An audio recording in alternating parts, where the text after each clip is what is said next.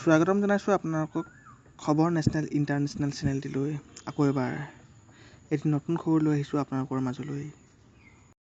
এয়া হৈছে বাংলাদেশৰ মংলা পোৰ্ট। এই পোৰ্টটোক লৈ অলপতে বহুকেইটা খবৰ প্ৰকাশিত হৈছে, যাৰ হেডলাইনত দেখিবলৈ পাব যে চাইনাই এতিয়া এক্সেছ পাই গ'ল বাংলাদেশৰ মংলা পোৰ্টৰ। এয়া ভাৰতৰ বাবে বেয়া খবৰ। ষ্ট্ৰিংছ অফ পাৰ্লছ এতিয়া আৰু শক্তিশালী হৈ গৈছে। ভাৰতক চীনে এফালৰ পৰা ঘেৰি আহিছে। আপুনি যদি চাই, শ্ৰীলংকাৰ হাম্বানটোটা পোৰ্ট, পাকিস্তানৰ বেলুচিস্তান প্ৰভিন্সৰ গোৱাদাৰ পোৰ্ট আৰু এতিয়া বাংলাদেশৰ মংলা পোৰ্ট। এই ভাৰতৰ এক্ট ইষ্ট পলিচিক প্ৰত্যাহ্বান জনাব। এইবোৰক লৈ বহুতে আৰ্টিকল প্ৰকাশ পাইছে। হিন্দী নিউজ আউটলেটে তো এই বুলিও লিখিছে, বাংলাদেশে এতিয়া ভাৰতক কৰিলে গাদ্দাৰী। এই সকলোবোৰৰ পৰা প্ৰশ্ন এটাই উঠে যে আচলতে হৈছে কি? মংলা পোৰ্ট ক'ত আছে? ইয়াৰ গুৰুত্ব কিমান? যেতিয়া আমি হেডলাইনত পঢ়োঁ যে চাইনাই এই পোৰ্টটো পাই গ'ল, মানেনো কি? চীনে লৈ ল'লে নি? এতিয়া ইয়াত চীনে মিলিটেৰী বেছ বহাব নি? নে চীনৰ নাগৰিকসকলক ইয়াত আনি ৰাখিব? আচলতে বাংলাদেশ আৰু চীনে যুটীয়া মন্তব্যত কৈছে কি চাওঁ আহক। ইয়াত আপোনালোকে দেখিব যে চীন চৰকাৰৰ ৱেবছাইটত ইয়াত লিখা আছে, বাংলাদেশৰ প্ৰধানমন্ত্ৰী তাৰিক ৰহমানে লগ কৰিবলৈ গ'ল চীনৰ ৰাষ্ট্ৰপতি শ্বি জিনপিঙক। এক গুৰুত্বপূৰ্ণ দ্বিপাক্ষিক ভ্ৰমণ আছিল এয়া। বাংলাদেশে নিজৰ ইতিহাসক পাহৰি গৈ আছে।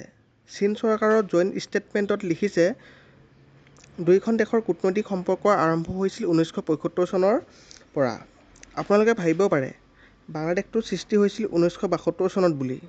চাওক, বাংলাদেশ যদিও 1972 চনত সৃষ্টি হৈছিল বা গঠন হৈছিল, 3 বছৰলৈকেতো পাকিস্তান, চীন আদি কৰি বহুকেইখন দেশে একেবাৰে অস্বীকাৰ কৰি দিছিল যে বাংলাদেশ নামৰ কোনো দেশ আছে বুলি। পাছত গৈ 1975 চনত চীনে যেতিয়া দেখিলে বাংলাদেশ এতিয়া এখন সম্পূৰ্ণ দেশ হ'ল, বাংলাদেশৰ নিজৰ এখন চৰকাৰ আছে, পাকিস্তানৰ পৰা সম্পূৰ্ণ পৃথক হ'ল, তেতিয়া চীনে 3 বছৰৰ পাছত অৰ্থাৎ 1975 চনত বাংলাদেশক এখন সম্পূৰ্ণ দেশ বুলি মানি লৈ স্বীকৃতি প্ৰদান কৰিছিল যে এইখন এখন স্বাধীন দেশ। আৰম্ভণিৰে পৰা চালে দেখা যায় যে চীনে বাংলাদেশক ডাঙৰ কিবা একো দিয়া নাই এতিয়ালৈ। বাংলাদেশৰ যি একমাত্ৰ নিউক্লিয়াৰ পাৱাৰ প্লাণ্টটো আছে, সেয়াও ভাৰত আৰু ৰাছিয়াই বনাই দিছিল। কিন্তু বাংলাদেশৰ এক ইচ্ছা আছে যে চীনৰ লগত বাংলাদেশৰ সম্পৰ্ক মজবুত কৰিব লাগে।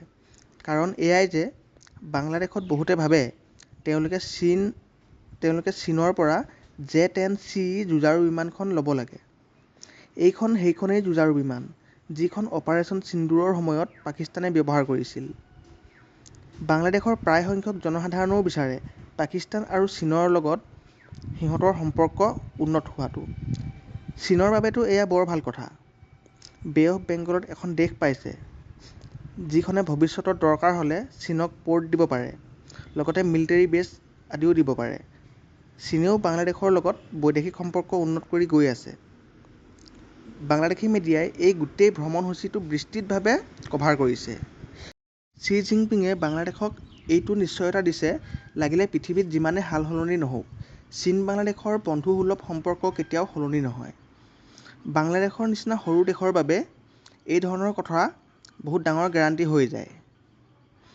মংলা পোৰ্ট যদি চাই, বে অফ বেংগলৰ এই অঞ্চলত পাব। এয়া গুৰুত্বপূৰ্ণ এইবাবেই যে অলপতে পাকিস্তানে সিহঁতৰ ছাবমেৰিন বে অফ বেংগলত ডিপ্লয় কৰাৰ কথা ঘোষণা কৰিছে আৰু এনে সময়তে চীনে মংলা পোৰ্টৰ এক্সেছ পাই যোৱাটো আৰু তাত আন্তঃগাঁথনি নিৰ্মাণ কৰাৰ সুবিধা পাই যোৱাটো ভাৰতৰ বাবে চিন্তাৰ বিষয়। আমি এইটো চাব লাগিব যে আৰম্ভণিতে বাংলাদেশৰ প্লেন কি আছিল। আজিৰ পৰা কেইবা বছৰৰ আগতে বাংলাদেশৰ প্লেন আছিল মংলা পোৰ্টটো উন্নত কৰিব, ডাঙৰ কৰিব আৰু বহুত কিবা কিবি আন্তঃগাঁথনি তাত নিৰ্মাণ কৰিব।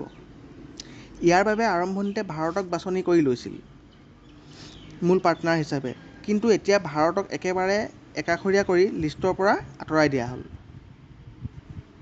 এতিয়া মংলা পোৰ্টৰ কাষতে এখন চাইনিজ ইণ্ডাষ্ট্ৰিয়েল পাৰ্ক বনিব 150 একৰৰ। ইয়াৰ উপৰি মংলা পোৰ্টৰ আধুনিকীকৰণ আৰু বিস্তাৰিতৰ বাবে এতিয়া ভাৰতৰ সলনি চীনেহে মুখ্য ভূমিকা পালন কৰিব। এয়া ভাৰতৰ বাবে দুৰ্ভাগ্যজনক, কাৰণ যিটো পোৰ্ট প্ৰথমৰ পৰা ভাৰতে পোৱাৰ কথা আছিল সেয়া এতিয়া চীনাৰ হাতলৈ গ'ল।